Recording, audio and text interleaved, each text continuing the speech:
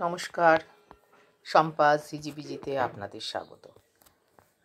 আজকে বনিফিশের পাকশালে ধনে পাতা বাটা। তো আমি মোটামুটি যা রান্না করি আপনাদের সেটাই শেখাই।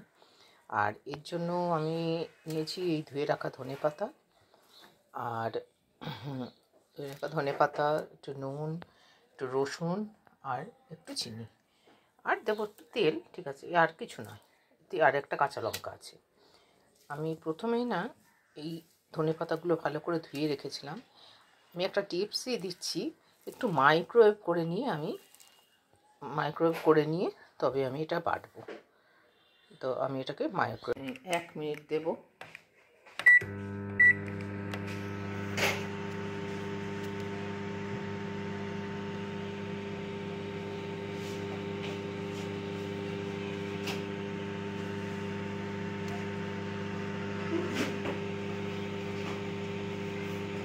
মাইক্রোওয়েভ করে নিয়েছি, জিনিসটা কমে গেছে, কিন্তু এর জন্য কোনো আমি আলাদা করে জল টল কিচ্ছু দিইনি, যাতে এখানে এই বাটার মধ্যে আমি দিয়ে দেবো কাঁচা লঙ্কা।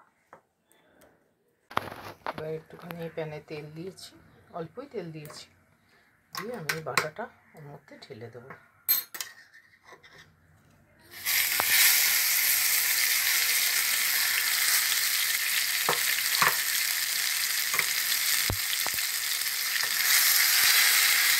বেশিক্ষণ আমি ওকে রাখবো না।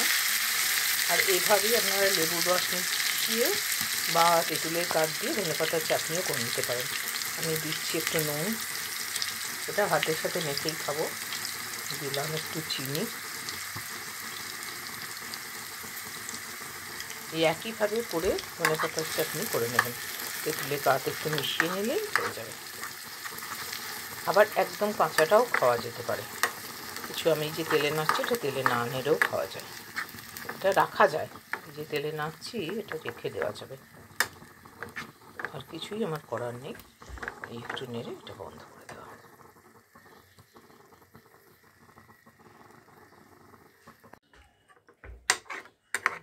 হয়ে গেছে, গ্যাস বন্ধ করে দিলাম, দিয়ে একটু এটা করে দিচ্ছি।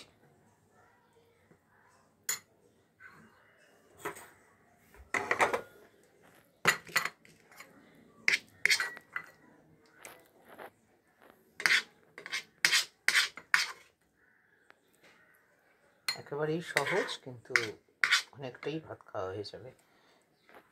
যাদের ভাত খেতে রেস্ট্রিকশান নেই তারা বেশ আরাম করে খেতে পারবে।